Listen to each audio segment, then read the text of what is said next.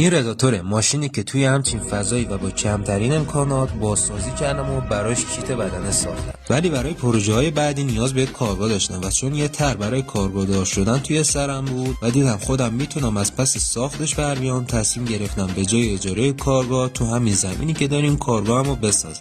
پس یه بودجه 150 میلیونی براش کنار گذاشتم و اسکلت سوله 70 متری رو جوش دادم. برای امنیت بیشتر فنس کشیدم و در آخر هم یک لایه پلیت فایبرگلاس روش کشیدم. برای قسمت جلویی هم یه کانکس 12 متری اضافه کردم تا مجموع کل کارگاه به 82 متر برسه. مرحله بخششی رو هم مثل بقیه کارهای کارگاه خودم انجام دادم و روشنایی رو هم با 26 عدد لامپ تکمیل کردم.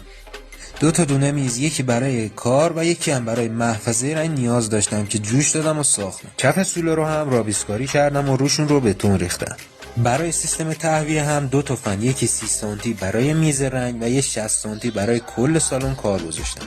کل این مراحل تقریبا 2 هفته زمان برد. توی قسمت بعدی رادیاتور رو از خواب 3 ماه بیدار میکنیم و میاریم به خونه جدیدش تا خورده کاریاش انجام بشه و تکمیلش کنیم.